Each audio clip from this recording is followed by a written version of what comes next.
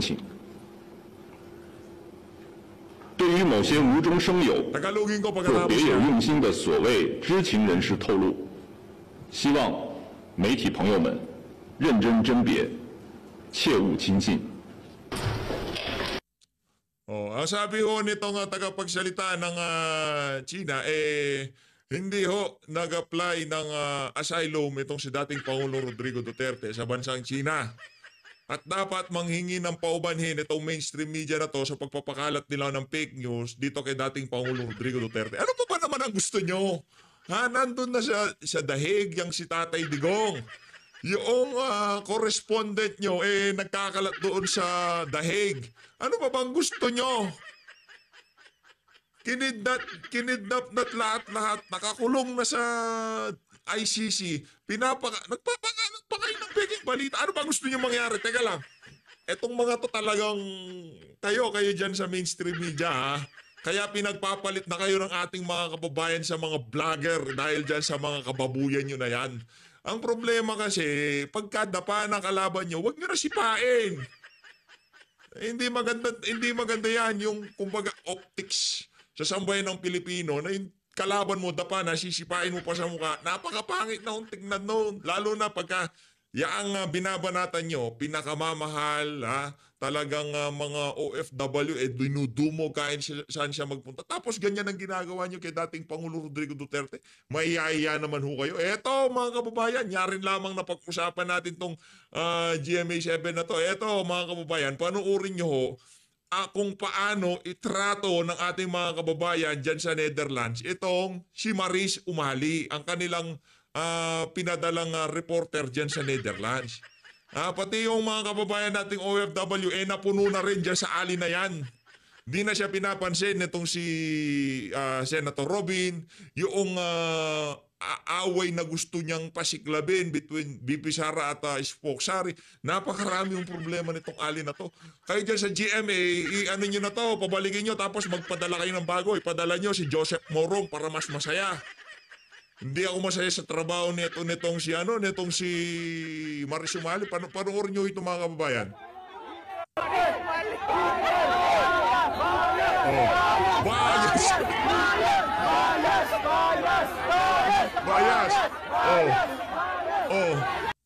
Sabihin yung fake news yan. Yung mismong reporter nyo na ang tinatawag na bias na paano kayo niyan. Sa bagay, ang video na yan, buburuhin niya lang sa cellphone niya at hindi niya naman ipapakita sa mga balitang ilalabas sa GMA kasi nagmukha siyang anga. Di ba? Nagmukha ho siyang anga. May nalalaman ka pong pa-video-video. Di ka nila kailangan dyan. Maris Umali, umalis ka dyan. Nakananto ka. May pa-video-video ka pang nalalaman. Side lang naman ng administrasyon ang nangyari ho dito mga kababayan, itong GMA at itong ABS, para naging propaganda machinery ng administrasyon ni Marcos Jr. Diba?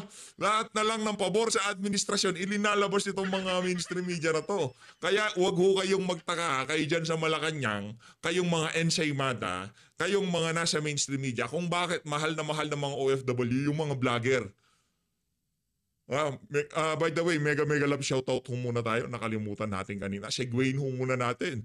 Dito kay Ma'am Raspberry, maraming salamat sa 20 Australian dollars. Maraming salamat. Dito kay Lucy de la Cruz, maraming salamat sa pakulay madam. Dito kay Ma'am Lovelyn Shibukawa, mega love shoutout Ma'am Lovelyn. Grabe naman yung 800 yen na yan. Tapos dito kay Ma'am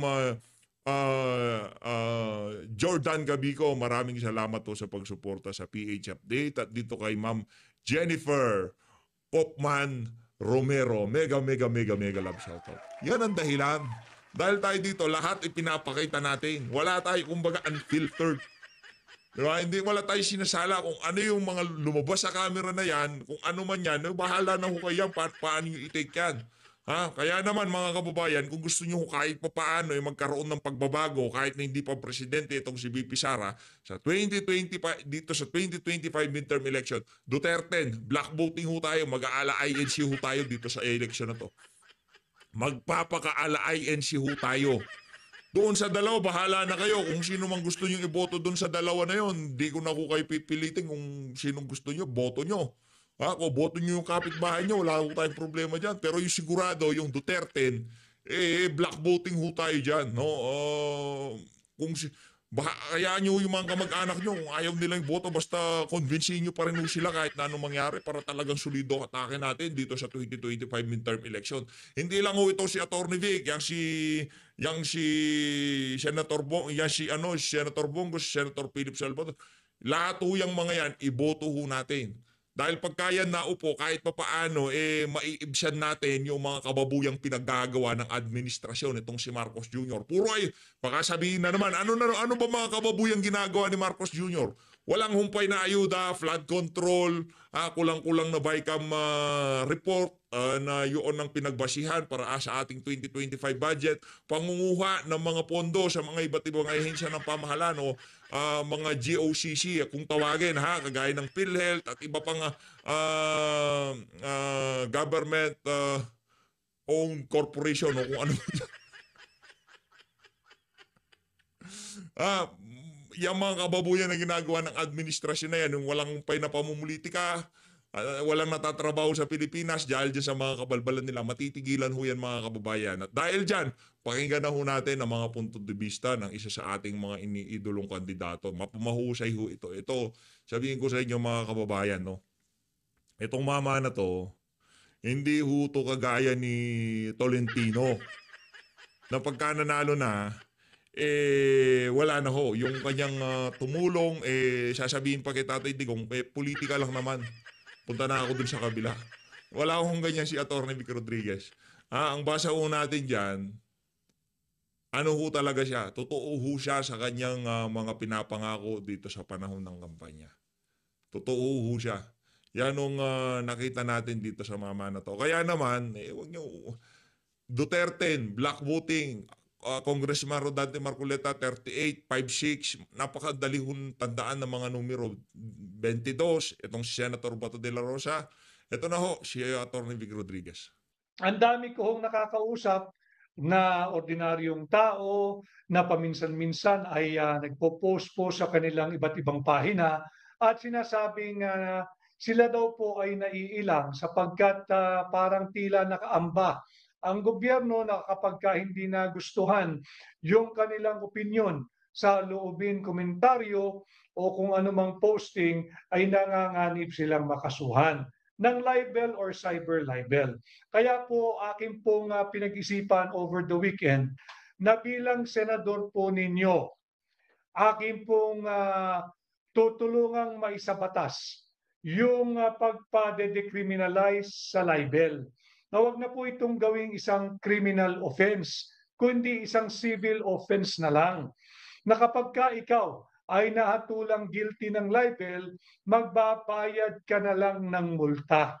Sapagkat sa kasalukuyan, at hindi lamang ngayon, pero higit pa ngayon, katangi-tangi ho ngayon, but even in the past administrations, nagagamit po kasi itong libel law, pati po yung cyber libel law, bilang armas o nawe-weaponize laban sa mga kritiko ng gobyerno.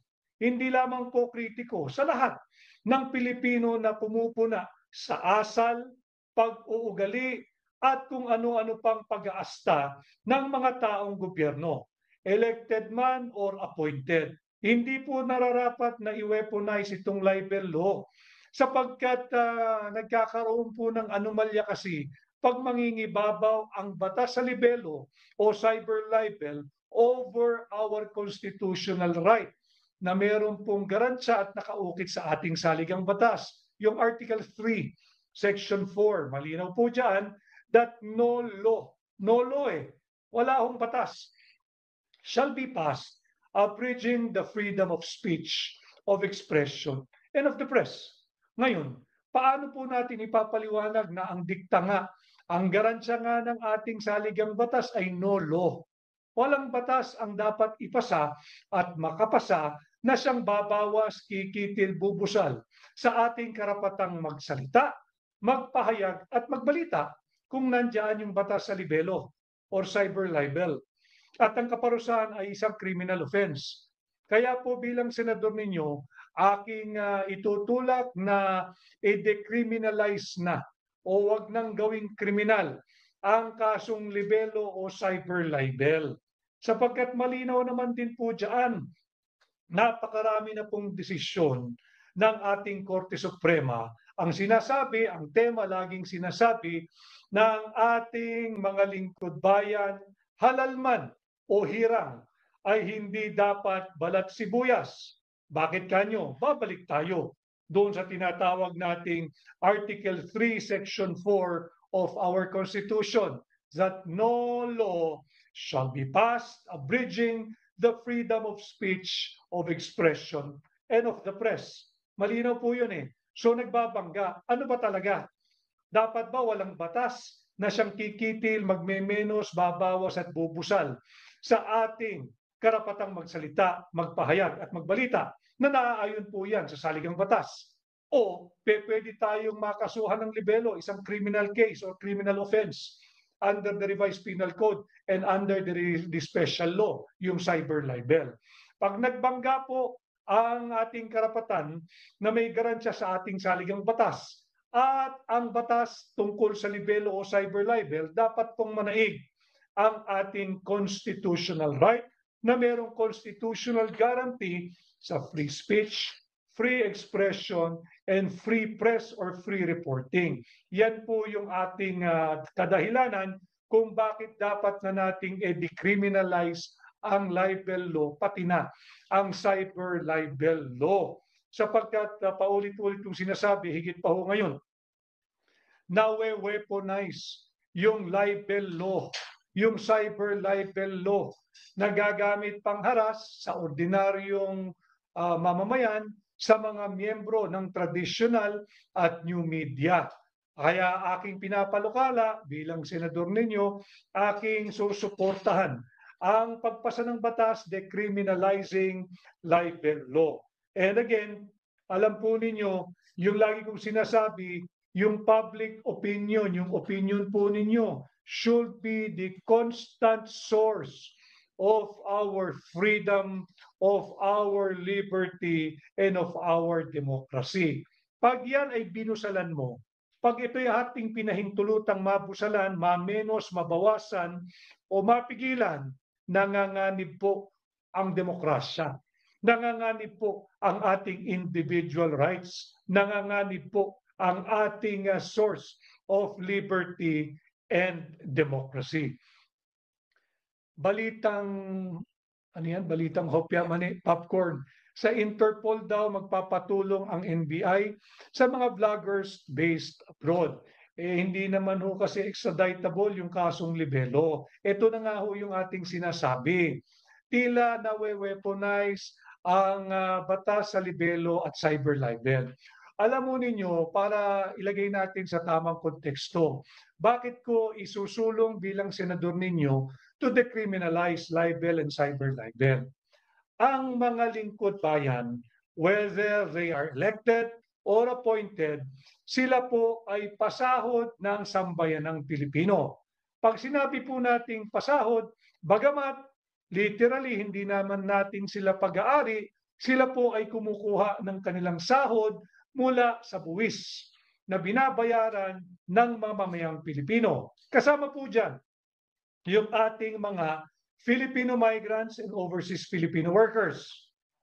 Para klaro at nasa tamang konteksto yung ating pakikipag-ugnayan sa inyo ngayong hapon. Bilang pasahod ng mamamayang Pilipino, hindi pwede na magiging sensorial yung kanilang attitude sa mga kritiko. Dapat bukas sila sa kritisismo o pagpuna ng ordinaryong Pilipino. Bakit? Yung sahod po nila galing sa buwis na ating binabayad. Sila po ay pasahod ng sambayan ng Pilipino at marapat lamang na maging bukas sila sa pagpuna, sa kritisismo, sa pagpatikos ng ordinaryong Pilipino. Miyembro man ng traditional media o miyembro man ng new media o ordinaryong Pilipino. Bakit? Ulitin ko, ang sahod po nila ay nagmumula sa buwis na binabayad ng bawat mamamayang Pilipino. At hindi naman po pwede na pasahod ka ng gobyerno, ikaw ay kumikita, kumukuha ng sahod at benepisyo mula sa buwis ng mamamayang Pilipino, hindi ka pwedeng mabatikos. Hindi pwedeng pag-usapan ang iyong conduct, ang iyong pag-uugali, ang iyong demeanor, ang iyong karakter, at ang iyong official life.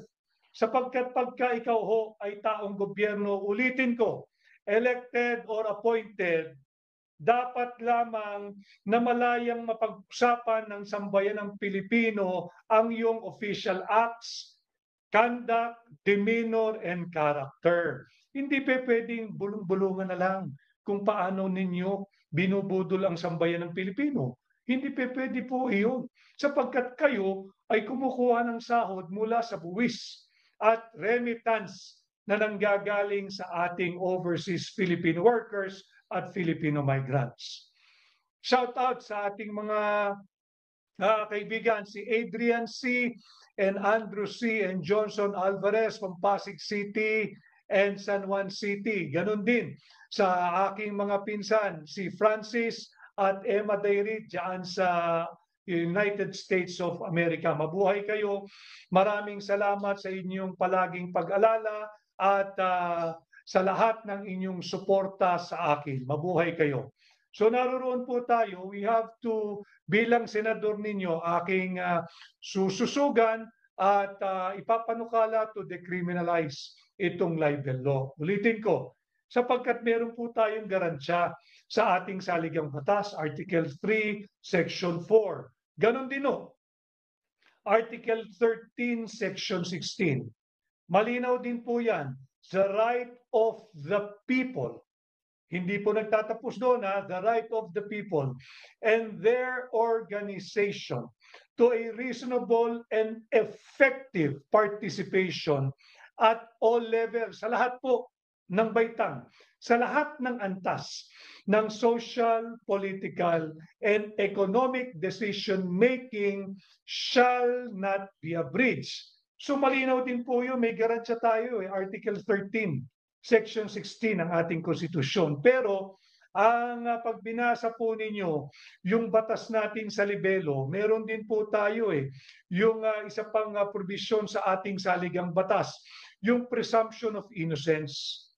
Ang tao pong nakakasuhan ng isang criminal case ay presumed innocent until proven otherwise. Subalit, pag binasa at inaral po ninyo yung batas natin sa libelo, kabaliktaran po Ang presumption doon may malis o may malis siya agad yung inaakusahan ng libel.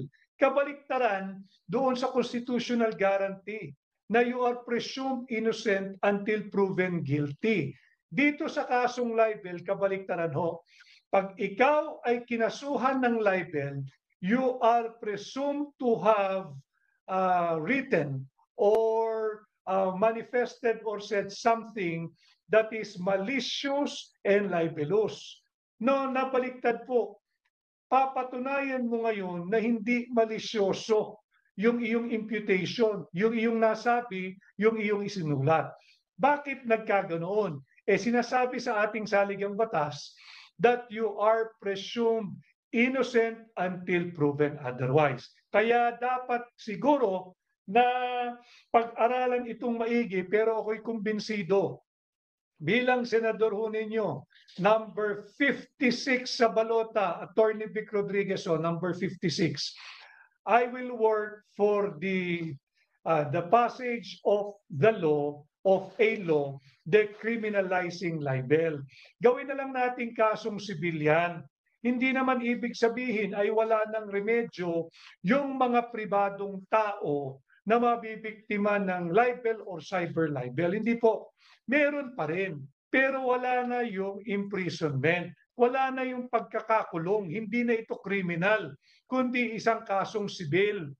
Pagmumultahin na lang. Pag-aralan natin, siguro yung halaga ng multa, lakihan natin para naman magtanda at magsilbing aral doon naman sa talaga namang walang gawin, kundi ay manira at makapanirang puri lamang.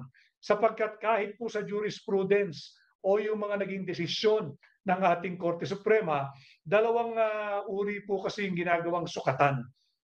Pagka ikaw po ay taong gobyerno, whether elected or appointed, iba po yung batayan ng ating korte. Halos wala nang epekto yung libel or cyber libel case. Dahil nga, paulit-ulit natin sinasabi, yung Article 3, Section 4, no law shall be passed abridging the freedom of speech, of the press, and of expression.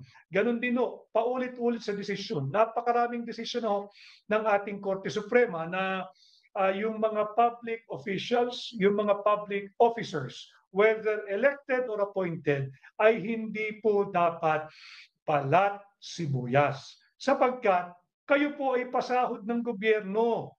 Yung inyong benepisyo galing sa buwis ng mga mamamayang Pilipino.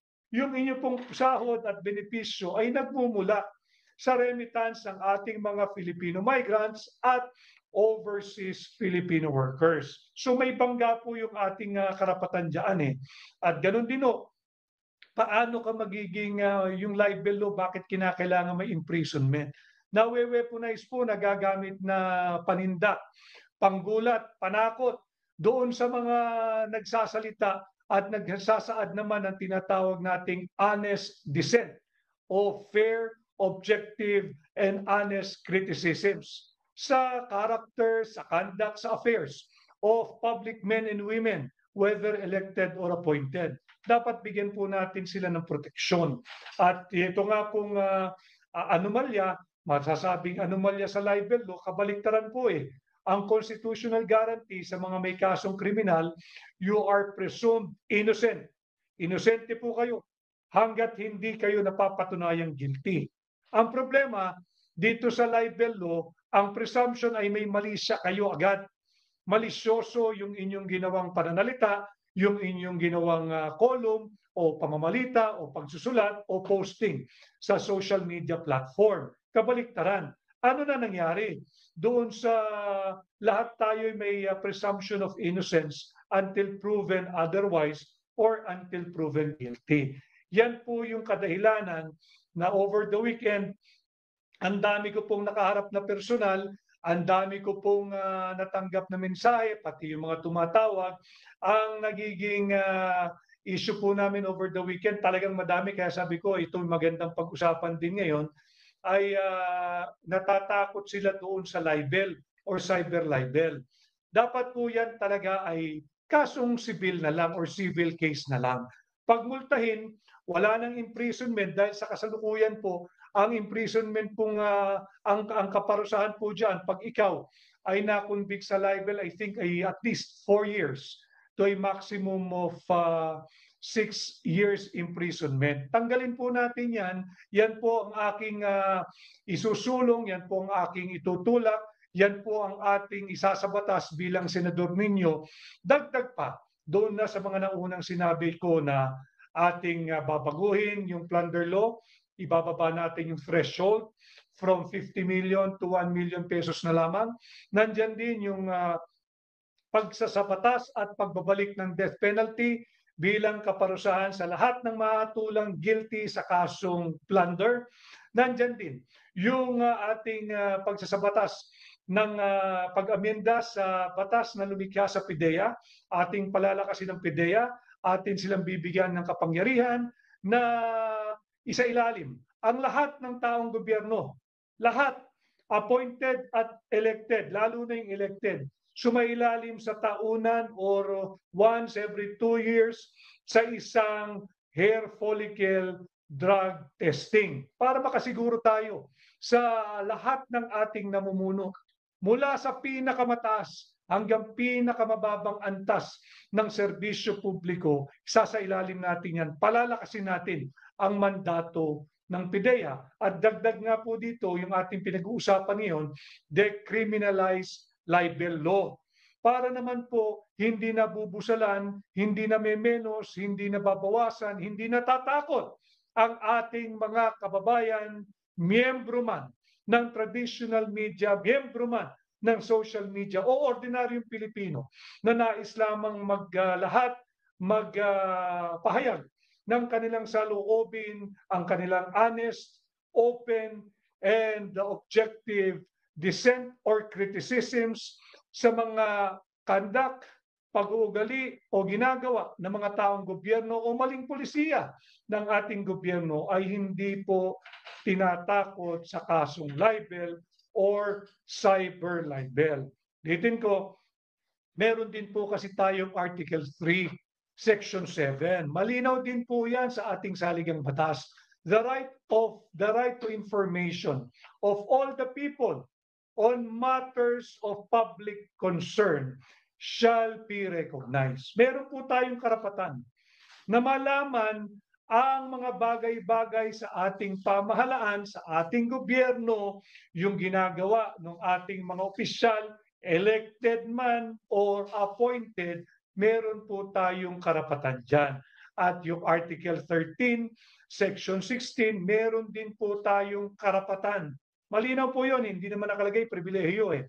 Meron po tayong karapatan maging bahagi sa lahat ng usapin, sa lahat ng antas, lahat ng baitang na may kinalaman sa social, political, and economic decision-making shall not be abridged.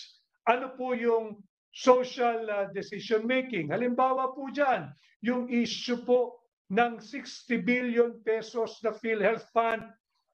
Huwag po tayong lalayo, huwag nating kalimutan yan. Bagamat nagbabaga ang usapin sa illegal na pag-aresto kay Pangulong Rodrigo Roa Duterte, huwag po nating kalilimutan, huwag po nating ibabaon sa limot yung mga mahalaga ding usaping panlipunan. Kagaya po nung 60 billion pesos na PhilHealth funds, last year po yan. At sa kasalukuyang taon, itong unconstitutional 2025 budget. Kung last year umalma na po ang higit na nakararaming Pilipino dahil tinangayan, kinuhaan ng 60 billion pesos ang PhilHealth ng ating pambansang gobyerno, yung national government, ngayong taon, binigyan po ng zero funding. Wala pong binigay na pondo ang pambansang pamahalaan, ang Kongreso sa PhilHealth. Ito po yung social decision-making na dapat sana ay kinonsulta yung mga stakeholders. Kayo po yun. Kinonsulta yung mga eksperto. Kinonsulta yung mga empleyado sa pribado na hindi nyo pa ho nakukuha yung inyong pinaghirapan tuwing kinsenas at katapusan ay binabawas na po yung inyong mandatory contribution sa PhilHealth funds. Kaya MSOFEL, Attorney, bakit po parang pinaburan ang sa PICAM, lahat po ay nag-aabang. Pasensya ka na at MSOFEL, hindi ko masagot ng diretsyo sapagkat ako yung petitioner sa kaso dyan sa budget, yung ating sinampa sa Supreme Court. Pero na-move nga po yan sa May 19 na naghahanda yung ating mga abogado at meron meron talaga akong saloobin sa bagay na yan. Subalit tayo'y pinalalahanan ni Senior Associate Justice Marvic Leonin na maging marahan sa magiging pagkokomentaryo bilang petitioner, ganun din yung mga abogado sa kasong ito. So, sang-ayon ako sa sentimiento mo. Kaya lang bilang pagtupad doon sa paalala ng korte, hindi ko muna banggitin yung merito ng kaso. At alam kong nauunawaan ninyo ako. Pero dito muna tayo, nahagip naman natin nga yung issue ng 60 billion sa PhilHealth at ngayong taon, zero budget to. Huwag natin kalilimutan yung milyong-milyong Pilipinong miyembro ng PhilHealth. Huwag ninyong kalilimutan yung 60 billion pesos na kinuha ng national government mula sa PhilHealth. Yan po ay dininig na ng Korte Suprema, narinig din ninyo, naka-podcast pa tawag doon, narinig natin yung ginawang pagdinig dyan sa Korte Suprema ng oral argument, narinig natin ang kung paano na-discover yung paglipat-lipat ng pondo at paggamit ng pondo dyan sa Panay, Guimaras at Negros Highway or Bridge na fully funded pala ng isang bangko mula sa Korea, and yet pinopondohan pa rin. Fully funded na nga eh. Fully funded na, na-release na yung pondo. Wala pa rin yung bridge o wala pa rin yung daanan. Tapos popondohan pa muli. At bukod po dyan, yung napakahigit na malaki, ngayong 2025, wala pong ibinigay na funding para sa PhilHealth. At kaya ko pinapaalala sa milyong Pilipino na miyembro at mandatory ay nagko-contribute sa PhilHealth. Hindi po yung mga taong gobyerno na ang aking kausap dito. Kung hindi, yung mga nagtatrabaho sa pribadong kumpanya. Alam niyo po ito, hindi niyo pa nahihipo, hindi niyo pa nakukuha, hindi niyo pa napapakinabangan yung inyong pinaghirapan tuwing kinsenas at katapusan. Bawas na yung inyong mandatory or forced, mandatory, di forced contribution para sa PhilHealth. And yet, zero funding ang linagay dito ng gobyerno. Yan po yung sinasabi nating bahagi ng Article 13, Section 16 na dapat ay kinonsulta yung mga stakeholders, yung mga empleyado sa pribado, yung mga eksperto, pagdating po sa pagbibigay ng zero funding sa PhilHealth bilang parte ng social decision making ng ating gobyerno. Pagdating naman po sa political decision making, nandyan po yung napakainit na ginawa nila kay Pangulong Rodrigo Roa Duterte, yung pakikialam ng banyagang jurisdiction, yung pakikialam ng banyagang tagausig, yung pakikialam ng banyagang mahistrado, at yun nga, yung pagbibigay sa ating kababayan, sa ating kapwa Pilipino, kay dating Pangulong Rodrigo Roa Duterte, sa kamay ng naglalaway na banyaga. Yan po ay political decision making. Hindi man kinonsulta ang sambayanang Pilipino. At ito na nga ho, nagkakaisa ang higit na maraming Pilipino, hindi lamang dito sa Pilipinas, kundi sa buong mundo, at nagpapahayag na ng kanilang hindi pagsang-ayon at honest dissent and criticism sa ginawang maling ito ng kasalukuyang gobyerno. At bukod po dyan, pagdating naman po sa Article 13, Section 16, yung phrase na economic decision making, huwag po nating kalilimutan, ito nga pong unconstitutional 2025 budget. Yung budget po, yan po yung blueprint ng ating direksyon kung saan tayo patutungo. Ngayong taong ito, in